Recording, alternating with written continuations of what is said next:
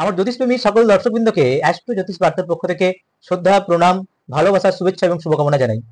আপনারা কোনো মাধ্যম থেকে আপনাদের জন্মছকে কোনো ভালো বিষয় অর্থাৎ শুভ যোগ কিংবা কোনো খারাপ বিষয় অর্থাৎ অশুভ যোগ সম্পর্কে আপনারা জেনেছেন, বা সেই অশুভ যোগ ও শুভ যোগের সাথে আপনার জন্মছকের বিচার বিশ্লেষণ আপনারা করার চেষ্টা করেছেন। কিন্তু আমার দর্শকবৃন্দ, আপনাদের প্রত্যেককেই একটাই অনুরোধ, আপনারা এই 5 মিনিটের ভিডিওটি একটু সম্পূর্ণভাবে মনোযোগ সহকারে দেখুন। কেননা আপনাদের মনে যদি কোনো শুভ যোগ এসে থাকে, যেটা আপনার জন্মছকে রয়েছে, আপনি কোনো জায়গা থেকে দেখেছেন, কিন্তু বাস্তবে মাটিতে আপনি ভাবছেন শুভ ফলই পাবেন, আবার অনুরূপভাবে আপনি কোনো যোগ, অশুভ যোগ শুনেছেন যেটা আপনার জন্মছকে রয়েছে, তার সম্পর্কে জেনেছেন, আপনার মনে আসছে যে আমি সেই যোগ থেকে বাস্তবে মাটিতে অশুভ ফলই পাবো, কিন্তু বিষয়টা এমন নয়।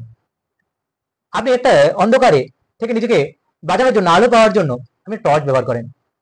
টর্চের মধ্যে ব্যাটারি থাকে, সেই ব্যাটারির চার্জ থাকে। আপনি যত ভালো কোম্পানিরই টর্চ ব্যবহার করুন না কেন, যদি আপনার টর্চের ব্যাটারি চার্জ না থাকে, সেই টর্চ কিন্তু আপনাকে আলো দেখাতে পারবে না, অর্থাৎ অন্ধকার থেকে আলোই আপনাকে দেখাতে পারবে না। আপনি যত ভালো কোম্পানিরই টর্চ ব্যবহার করুন না কেন।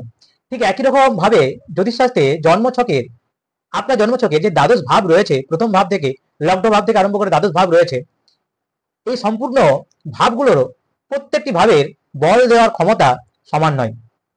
আমাদের জন্মছকের যে 12টি ভাব রয়েছে, তার মধ্যে প্রথম ভাব, চতুর্থ ভাব, সপ্তম ভাব এবং দশম ভাব, প্রথম, চতুর্থ, সপ্তম এবং দশম ভাব হচ্ছে পূর্ণ বলি ভাব, অর্থাৎ পূর্ণ মাত্রায় ভালো ফল দিতে পারে, পূর্ণ মাত্রায় অনুরূপভাবে খারাপ ফলও দিতে পারে।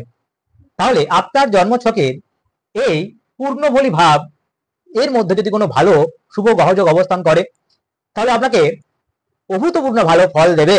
একইভাবে যদি কোনো খারাপ অশুভ গ্রহযোগ অবস্থান করে, তাহলে কিন্তু অত্যন্ত খারাপ ফল দেবে।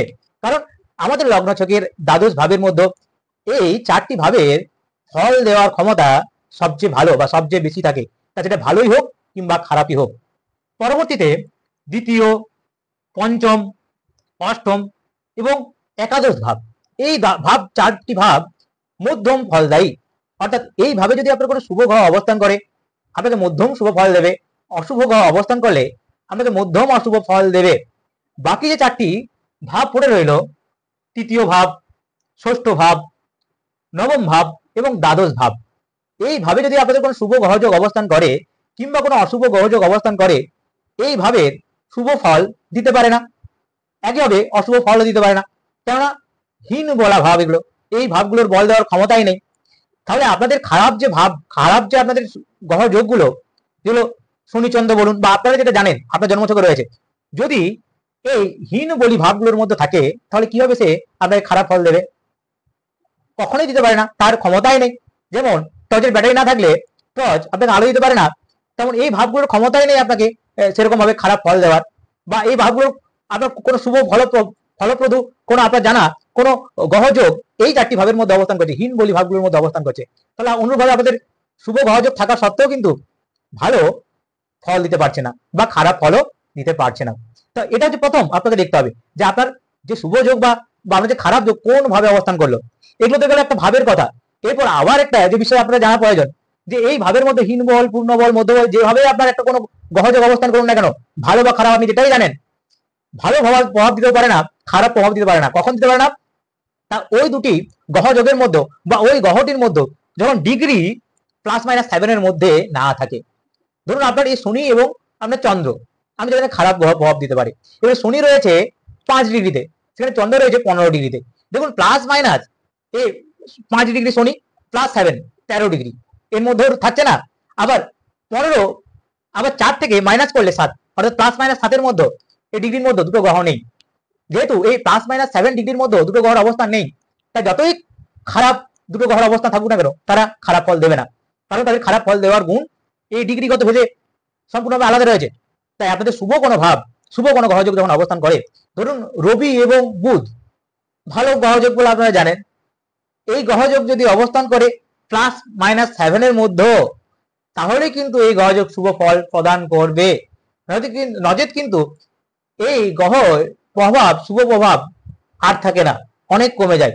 যত ডিগ্রিগত ডিফারেন্স হবে তত এই প্রভাব কমতে থাকবে, সেটা ভালো প্রভাবই হোক খারাপ প্রভাবই হোক না কেন। তাই আপনাদের দ্বিতীয়ত দেখা প্রয়োজন যে দুটো গ্রহ আপনাদের মধ্যে সংযুক্ত হয়েছে, ভালো হোক কিংবা খারাপ গ্রহযোগ হোক, সেটা কি +-7 ডিগ্রির মধ্যে রয়েছে না নেই। যদি ভালো গ্রহযোগ রয়েছে +-7 ডিগ্রির মধ্যে, অত্যন্ত ভালো ফল পাবেন। যদি খারাপ গ্রহযোগ রয়েছে কিন্তু +-7 ডিগ্রির মধ্যে নেই, তাহলে আপনাদের খারাপ প্রভাব আপনি পাবেন না, যত খারাপ যোগই আপনার জন্মছকের মধ্যে থাকুক না কেন।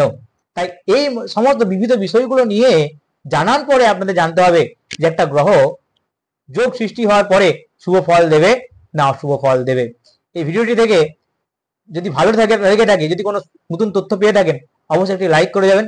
চ্যানেলটিকে প্রথমবার এসে থাকলে চ্যানেলটিকে সাবস্ক্রাইব করে পাশে বেল আইকনে ক্লিক করে অল নোটিফিকেশন অল করে রাখবেন। আমার সাথে যোগাযোগ করতে গেলে এই ভিডিওর ডেসক্রিপশন বক্স লক্ষ্য রাখতে পারেন। আর যদি কোনো বিষয় জানার থাকে অবশ্যই কমেন্টস বক্সে কমেন্টস করুন। ভালো থাকুন, সাথে থাকুন। নমস্কার।